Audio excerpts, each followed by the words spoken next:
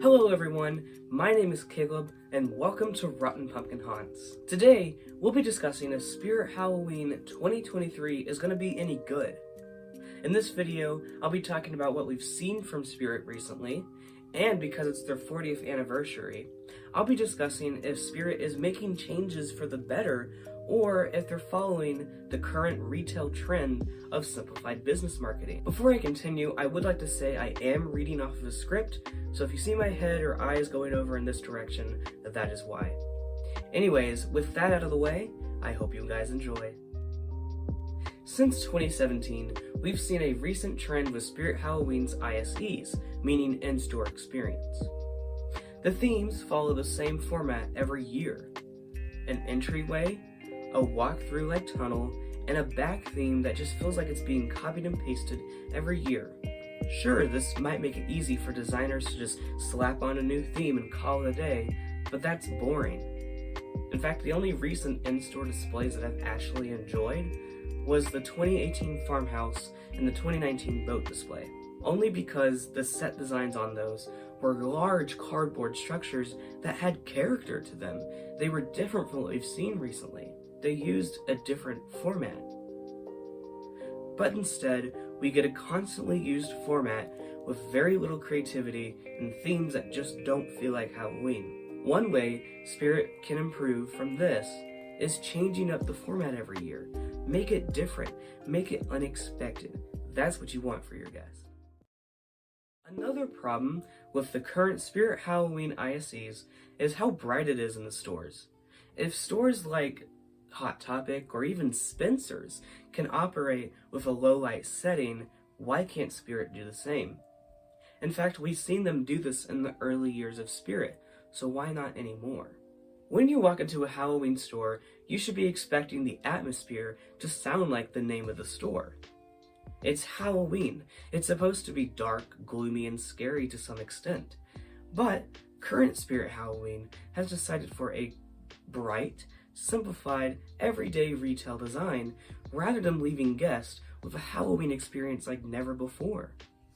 You want your guests to be excited as they arrive, helpful yet spooky experience while they're shopping, and leave with a thrilling, exciting feeling to tell their friends and family where they purchased their Halloween necessities.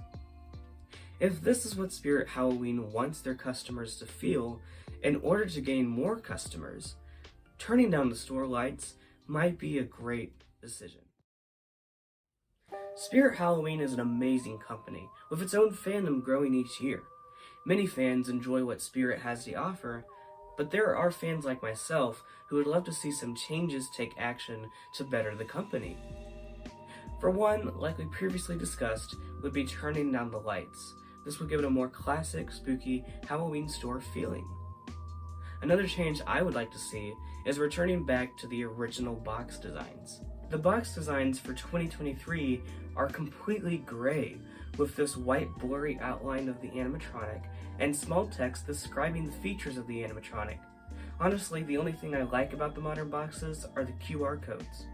The new boxes have a QR code on the side of them, which sends a link to the demo video to see the animatronic in action if they're not set up in stores. Everything else about the new boxes are very vague to me. I want to see that classic Halloween theme on every box. A box that just grabs the attention of the customers. A box that tells them just by the fonts and the colors that the animatronic they are buying is going to have a Halloween thrill for years to come.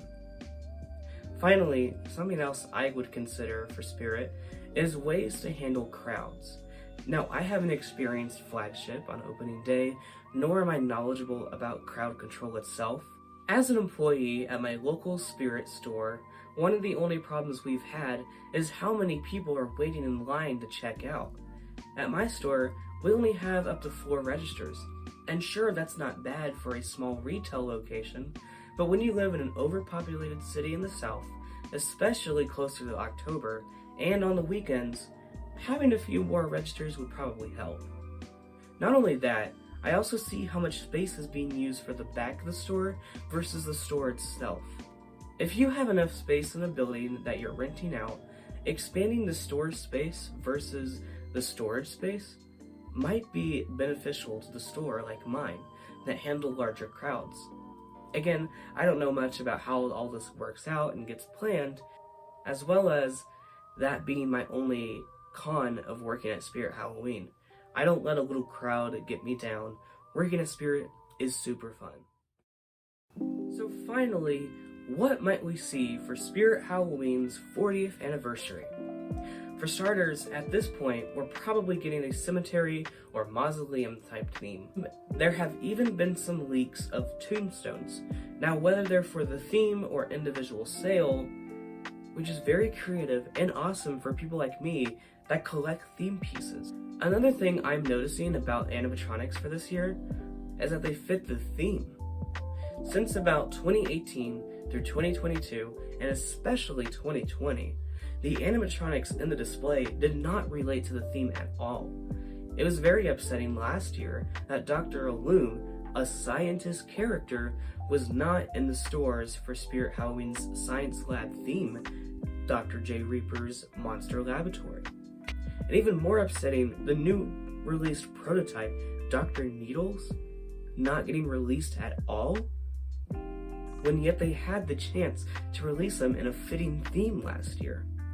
But like I said, all the animatronics for 2023 are fitting the theme so far, which is a great thing to see Spirit is improving on. I have hope for Spirit's 40th anniversary, and can't wait to see what all they have for this year, especially with the competition hitting the Halloween industry, with stores like Home Depot, Lowe's, and Party City all competing for the best Halloween animatronics. Do you think Spirit is going to do any good this year? Let me know in the comments.